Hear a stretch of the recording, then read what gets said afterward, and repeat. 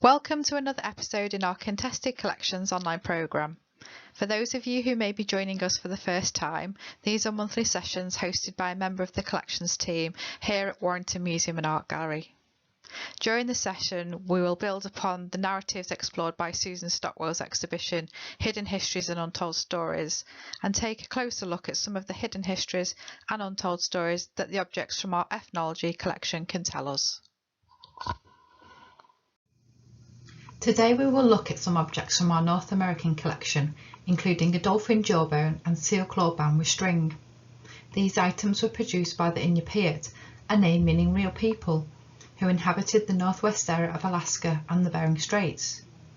Inupiat objects were decorated with scenes of everyday life, which was a means by which they were able to record aspects of their language, as they had no written form before Western explorers reached Alaska. The groups were not truly nomadic. Their subsistence on marine mammals made it necessary to cover great distances. The groups lived in permanent villages throughout winter, but moved to fish camps on the rivers in the summer. Many objects from the Inupiat have actually been made from animal parts, as the two items that we're looking at today have. It is a general belief held by the people of the Arctic that killing an animal isn't a person's right. It is something that is earned, and hunting is perceived as the giving and receiving of gifts. Therefore, each part of an animal is precious and there should be nothing wasted. So let's have a closer look at the dolphin jawbone with Inupiat decoration. As you can see, this bone has been decorated with scenes of people hunting, fishing and trapping, all surrounded by walruses, dogs, seals and foxes. With limited access to fruits and vegetables, the Inupiat traditionally relied heavily on hunting and fishing, as is depicted here. The capture of a whale was particularly important, and the animal would be quickly butchered and the meat and blubber divided amongst the village. Even those Inupiat who have left the village and moved thousands of miles away are entitled to a share of each whale killed by the hunters of their ancestral village. These cooperative hunts link Inupiat families together and provide an opportunity to meet, play ball games, tell stories, dance and join in various rituals.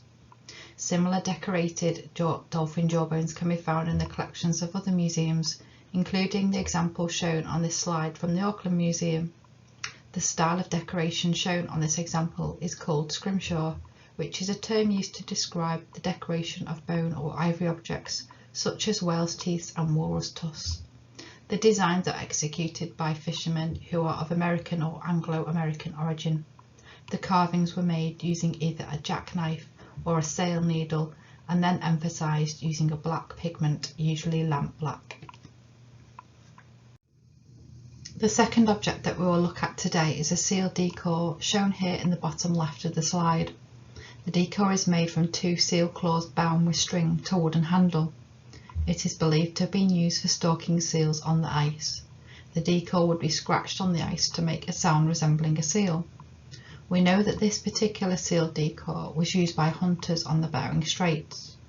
Archaeological evidence indicates that Native Americans and First Nations people in Canada have been hunting seals for at least 4,000 years. The meat is an important source of fat, protein, vitamin A, vitamin B and iron. In recent years, the Inupiat have been forced to learn to balance the needs of their traditional lifestyle with that of the modern world. For centuries, Inupiat territory was sparsely populated, but the discovery of oil in northern Alaska has meant that over recent decades there has been a steady influx of Western health workers, soldiers, builders and scientists. This has brought new economic models to the area, and a great many Inupiat have now abandoned cooperative hunting for a regular wage as labourers or factory workers. In response to the discovery of oil, the Trans-Alaska Pipeline system was constructed. This huge pipeline carries an average of 1.8 million barrels of oil a day. It was built by the Alaska Pipeline Service Company, a group made up of 7 oil companies. The pipeline is buried in some areas except where there is permafrost. Then the pipeline is above ground. The pipeline was built in a zigzag pattern so it becomes flexible if needed, like during an earthquake. There are more than 800 river and stream crossings and 3 mountain ranges that the pipeline crosses. An even bigger threat to the traditional lifestyle of the Inupiat is climate change. The Inuit Circumpolar Council, which represents the Inupiat and other indigenous people of the Arctic, has made the case that climate change represents a direct threat to the Inupiat human rights. Thinning sea ice makes it harder to hunt, and warmer winters are making travel more dangerous. Melting ice also means that there is an increased risk of tidal waves and floods along the coast, which puts many Inupiat villages at risk.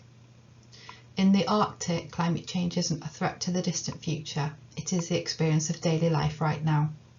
In many ways, climate change isn't a scientific problem with a scientific solution. It is a cultural problem with a human solution. Our species alone is currently making the planet uninhabitable for ourselves, and it will be the ingenuity, determination and resilience of people living today that will save it. Another side effect of oil exploration is the population boom and knock-on demand for food. Supply vessels struggle to keep up with the demands, however, even when making multiple trips. People are now resorting to cheaper food that fills their stomachs, such as pasta and rice. There are rapid changes occurring in their food systems, which are predominantly due to globalisation and global warming. This sadly can ultimately lead to malnutrition and the loss of indigenous knowledge. The indigenous people of the Arctic take pride in hunting as part of their traditional practices.